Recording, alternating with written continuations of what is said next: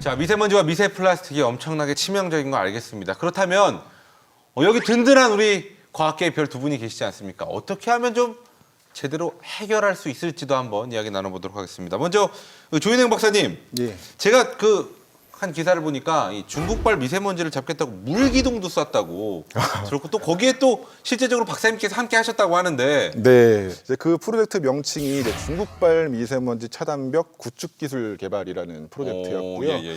미세먼지가 보통 다 지면에서 발생되잖아요. 우리가 살고 있는 땅에서 발생이 되는데 발생돼서 지면에 깔려 있는 게 아니고 이렇게 비산돼 가지고 섞여요. 대기 중에 섞이는데 이게 마냥 높은 위치까지 섞여서 뭐 우주까지 섞이는 건 아니고요. 어떤 일정한 높이까지만 이렇게 딱 원활하게 섞입니다. 서해안의 겨울철에 200m 내외 정도 되는 걸로 알려져 있어요. 그러면 200m 정도만 어떤 가상의 벽을 만들어서 먼지 넘어올 때만 이렇게 딱 벽을 만들고 먼지 없을 때는 벽이 이제 가동을 안 하는 예. 그런 방법을 좀 생각해 보자라고 해서 그러면 이제 물로 그런 벽을 만들어 보자. 찾아보니까 정말 재밌는 걸 찾았는데 뭔데요? 그 물 대포 기술, 물 이제 분수 기술이죠. 물 분수 기술이 우리나라가 세계 최고의 기술력을 갖고 있습니다. 이야, 잘 아시는지 모르겠는데 지자체 곳곳에 가면은 네. 음악 분수라고 해가지고요. 네. 이게 음악에 맞춰서 평평평평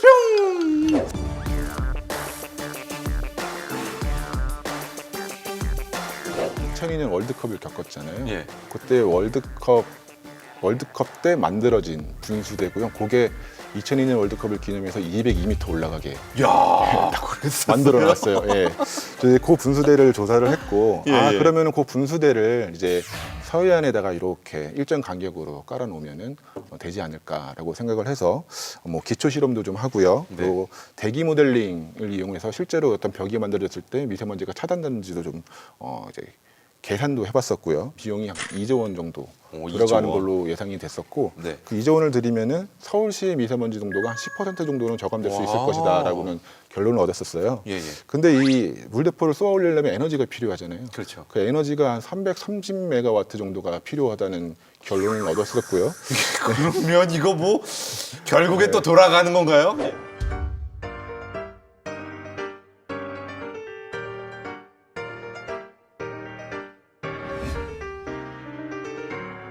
저희가 30km만 깐다고 생각했었는데 이걸 1,400m까지 깔면은 어느 정도 되면 160억이 들어요. 160조가 들어요. 160조. 그러면 우리나라 예산의 한 3분의 1 정도 되겠죠. 한 해 예산이.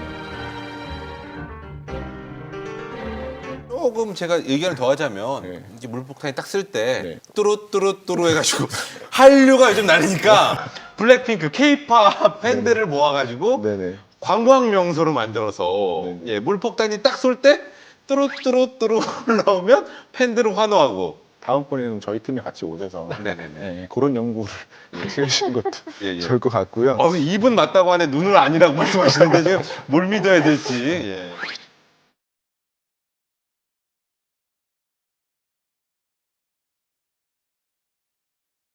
자, 미세 플라스틱에 대해서 좀 여쭤보도록 하겠습니다. 이게 지금 이제 박사님께서 연구하는 기술은 이제 생분해 기술이잖아요. 네, 맞습니다. 그렇다면은 그 기술도 좋은 해결책이 될 수 있는 거 아닙니까? 어떤 기술이에요, 그건? 생분해성 플라스틱이라고 하면 일단은 자연 환경에 플라스틱이 노출이 됐을 때 네. 자연 환경에 있는 미생물들로 인해서 얘네들이 또 저희 카드 먹는 것처럼 플라스틱을 냠냠냠냠 이렇게 씹습니다. 아, 그 친구들 먹어요? 네, 그러면 이제 중간중간이 잘라지면서 완전히 자연 분해가 돼서 궁극적으로는 CO2랑 그러니까 이산화탄소와 물로 전환이 되는 그런 플라스틱을 생분해성 플라스틱이라고 얘기합니다. 그러면 실제 플라스틱은 몇백 년이 걸리잖아요. 이 분해가 되는데 네. 이 플라스틱은 그러면 어느 정도나 이게 단축이 되는 건가요? 그러니까 생분해성 플라스틱이라는 명칭을 얻기 위해서는 이제 국제 규격은 45일 기준으로 70% 정도는 분해가 돼야 되고요. 45일이요? 네. 근데 이게 빨리 분해내는 건 좋은데 45일 정도면 예를 들어 티셔츠라고 보면은 유통되다 티셔츠가 없어질 수도 있는 거 아니에요, 이거는? 네, 맞습니다. 그 플라스틱은 항상 거치 기간이라는 게 항상 필요하고 저희가 재고를 쌓아두고 이제 판매를 하는 입장이니까 네. 뭐 제가 판매하는 건 아닙니다. 예. 판매하기 때문에 그 거치 기간 동안은 버텨야 됩니다. 그래서 이런 분해 양상이나 분해 속도를 조절하는 연구도 활발하게 진행이 되고 있습니다. 그러니까 어느 정도 이렇게 손을 타지 않고서는 분해가 되지 않고 있다가 네. 직접적인 접촉 입구부터 이제 분해가 되는 그런 방식. 네, 맞습니다. 뭐 또 다른 연구 방법이 있을까요 혹시? 생분해 말고 지금 플라스틱을 그 대체하는 뭐 어떤 재료가 있다거나. 사실상 연구 테마별로 약간 악유가 있거든요. 그러니까 생분해성 플라스틱으로 대체를 해야 된다. 아니다. 리사이클을 더 해야 된다. 아니다. 그냥 생자로 쓰지 말아야 된다. 근데 이 세 개의 시나리오상 나올 수 있는 결과물들이 이미 다 계산이 돼서 나와 있어요. 결국에는 이 세 가지를 전부 다 병행을 해야 실질적으로 환경에 도움이 되는 연구가 될 수밖에 없습니다. 그래서 생분해성 플라스틱이 좋나요? 라고 만약에 물어보신다면 아닙니다. 이걸 전부 다 병행했을 때 좋습니다. 라고 말씀드릴 수밖에 없을 것 같아요. 그러니까 어느 하나로 해결될 수 있는 문제는 아니고. 네, 복합적인 그러니까 생분해성 플라스틱이 필요한 부분에 쓰고 네. 안 쓸 때는 진짜 줄일 수밖에 없고 네. 다시 쓸 건 다시 써야 되고. 네, 맞습니다. 근데 미세먼지도 보면 이렇게 뭐 적게 만들어내는 것도 중요하고 또 만들어진 미세먼지를 이렇게 뭐 모으거나 이렇게 없애는 것도 기술도 있고 이렇잖아요. 플라스틱은 지금 여기서 뭐 대체를 하거나 새로 안 쓰는 이야기만 하셨는데 그럼 혹시 만들어져 있는 플라스틱 쓰레기 뭐 어디 보면 뭐 태평양에 뭐 엄청난 뭐 플라스틱 섬 같은 게 있다 뭐 이런 이야기도 하는데 그런 걸 없앨 방법은 없는 건가요? 그 네덜란드에 23살 청년이 만든 더 오션 클린업이라는 비영리 단체가 있어요. 정말 바다에 떠다니는 빗자루를 만듭니다. 그래서 빗자루로 태평양에 있는 쓰레기를 수거를 해서 내륙으로 다시 들고 와요.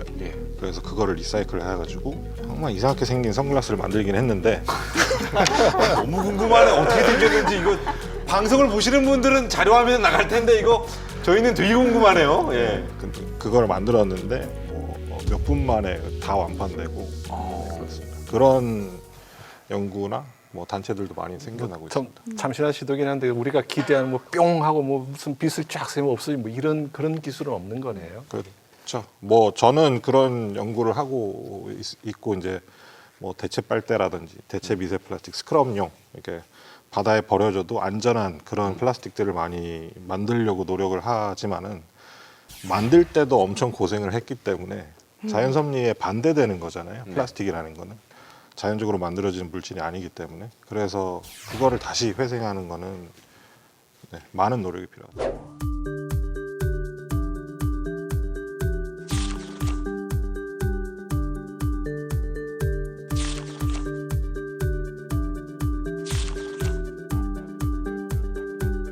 그리고 이제 아까 미세먼지 말씀하셨을 때 네. 가장 많은 비중 중에 하나가 바로 차에서 나오는 거라고 하셨잖아요. 네, 그럼 네. 여기에 대한 사실 대책이 왜냐면 이건 차를 못 타게 할 수도 없고요. 네. 여기에 대한 대책은 없나요? 한국기기연구원과 같이 재밌는 연구를 하고 있는데요. 공기정화 자동차라는 자동차를 만들고 있어요. 그럼 혹시 공기청정기를 뒤에 이렇게 달고 다니는 건가요? 이렇게? 사실 근데 그러면은 아무도 그 기술을 사용하지 않을 것 같잖아요. 그렇죠? 내가 자동차가 예쁜 디자인의 자동차를 샀는데 거기다가 천장에다가 이런 공기청정기 달고선 다녀라고 하면은 아무도 그 자동차를 선택하지 않을 거기 때문에 예. 기계연구원과 저희는 이제 자동차 부품들에 예. 공기청정화 능력을 부여를 해서 예, 그 겉에서 봤을 때는 일반 차랑 똑같은데 똑같은데? 예, 이 차는 도로를 돌아다니면서 공기 중에 있는 먼지를 끌어와서 잡는 거예요. 그럼 모집하는 거예요? 예, 예. 그럼 도심 속에 있는 먼지들이 많이 줄게 되겠죠. 그렇게 해서 도심에 있는 먼지를 잡는 공기정화 자동차를 늘 만들고 있고요. 그 잡아가지고 어떻게 해요? 그 차 속 안으로 들어오는 거 아니에요? 아닙니다. 아니에요, 그건 아니에요. 네. 그 운전자는 점점 시들어가고 바깥을 펴놓고 이런 건 아닐 거 아니에요? 그렇진 않습니다. 그럼 얘는 네. 잡아두고 그냥 끝나는 거예요? 기본적으로 세차를 할 때 그때 털어내면은 물과 함께 같이 이제 내려가서 수처리를 할 수 있게 우리가 이제 하수도 시설은 잘 돼 있으니까요. 네. 예, 그렇게 할 수 있게 지금 기술을 개발을 하고 있고요. 이 자동차에다가는 저희가 또 브레이크 마모 먼지라든지 도로가 마모되는 먼지라든지 타이어가 마모되는 먼지도 잡을 수 있는 기능들도 이제 부여를 해서 예, 그런 기술들이 만약에 실제로 상용화돼서 이제 도심을 돌아다니게 되면은 도심 미세먼지를 이것도 한 10% 이상은 저감할 수 있을 거다라는 이제 해석 결과들이 나왔거든요. 네, 그래서 현재는 이제 기초 연구들이 지금 거의 다 끝난 단계고요. 예, 예. 실제로 이제 기초 연구를 통해서 만들어진 아까 말씀드렸던 공기정화 기능이 부여된 품들을 가지고선 차에다가 달아서 이제 내년부터 실제 차를 타고 주행을 하면서 성능을 평가해 볼 계획입니다. 그러면 이게 어느 정도 상용화되면 기존에 있는 차에도 그냥 붙이기만 하면 해결이 되는. 예, 맞습니다. 그래서 대표적인 기술 중에 하나가 뭐냐면은 저희가 이제 이름을 좀 촌스럽게 붙이긴 했는데 말씀해 주세요. 먼지 먹는 라지에이터라는 그러니까 하마랑 비슷한 거네요. 그렇죠. 그 친구 있잖아요. 네, 그 그쵸. 많이 마시는 네, 하마. 그쵸. 그 친구랑 같은 결이 비슷하네. 네, 결이 비슷한 친구긴 한데요. 예, 예. 라디에이터라는 거는 이제 차량 엔진 앞에 달려 있잖아요. 네. 그거는 소모품입니다. 그래서 시간이 지나면은 빼야 되거든요. 네. 다시 갈아 껴야 되는데 그때 그러면은 이거는 버리고 헌 거는 버리고 새 거를 낄 때 우리 기능이 부여돼 있는 거를 설치를 하면은 그러면은 이 차는 이제 공기정화 자동차가 되는 거예요. 네. 그러면은 어떤 점이 좋냐면은 기술 파급력이 엄청나게 높일 수가 있습니다. 그래서 부품 단위를 건들게 되면은 지금 돌아다니는 자동차들에 그냥 라디에이터만 바꾸면 모든 차들이 사실 다 공기정화 자동차가 될 수도 있는 거예요. 예, 예. 네네. 그런 식으로 기술 파급력을 높이기 위해서 저희가 여러 가지 아이디어들을 냈고요. 그 중에 하나입니다. 먼지 먹는 라디에이터. 야. 뭐 이런 말씀 드리는 건 있지만 아까 물대포보다는 예. 물대포보다는 네, 여기까지 하겠습니다. 어떻게 미세 플라스틱도 어떤 그 괜찮은 성과 이런 게 있다면 좀 자랑할 시간 드릴게요. 예. 자꾸 재활용만 하라 그러지 마시고 기술도 좀 얘기해 주세요, 박사님. 저희가 흔히 활용하는 그 빨대 있지 않습니까? 네네. 예전에는 그냥 생 종이로 만들었었기 때문에 탄산수에다가 꼽거나 혹은 맛이 좀 이상하다는 걸 다들 느끼셨을 거예요. 아, 그럼 뭔가 금방 축축해지고 눅눅해지고. 네네, 눅눅해지고. 예. 근데 자연 환경에서 100% 생분해가 되면서도 이거의 10배 이상 견디고 맛도 오. 그대로 그리고 탄산도 전혀 발생하지 않는 새로운 종류의 빨대를 만들어서 그리고 어느 정도 성과가 나왔나요? 네, 뭐 연구 결과는 나왔습니다. 그래 그럼 굉장히 긍정적인가요? 네, 네. 그러면 이제 정말 전 세계에 많은 이런 커피 프랜차이즈들도 있고 그 전문점에서도 부담 없이 빨대를 쓸 수 있겠네요. 네, 맞습니다. 대단하네요. 이런 기술 정말 환영합니다. 요거보다 조금 더 자랑하고 싶은 게 사실 한 가지 더 있습니다. 아, 그래요? 네, 울산시와 저희 연구팀이 같이 합작을 해서 하는 게 있어요. 이제 산업부의 과제로 하고 있는데 시범 사업이라고 한 시에다가 생분해성 플라스틱을 직접적으로 투여를 합니다. 네. 그래서 그 시에서 발생하는 뭐 야구 경기라든지 축구 경기라든지 그런 다중 문화 시설에서 발생되는 플라스틱을 순간적으로 저희가 개발한 생분해성 플라스틱을 전부 다 대체를 해버려요. 그래서 그 생분해성 플라스틱을 다시 수거를 해서 얼마나 온전하게 없어지는지, 그러니까 리빙랩 구조죠. 그거를 지금 수행을 하고 있고 최근에 울산시에서 경기한 그 경기장에서 실질적으로 이런 사업을 통해서 크게 지금 적용을 해보려고 하고 있습니다. 시 단위로 생분해성 플라스틱을 적용시키려고 노력 중입니다. 그러니까 일정 공간 안에서 네. 나오는 것들을. 그러면은 사실 플라스틱이란 게 일정하게 나오기도 하지만 한 장소에서 많이 나올 때가 많잖아요. 네, 맞습니다. 그런 스팟들을 위주로 사용할 수 있겠네요. 와, 그럼 굉장히 초반에는 비관적으로 얘기하셨는데 기술들이 굉장히 긍정적인 게 많네요.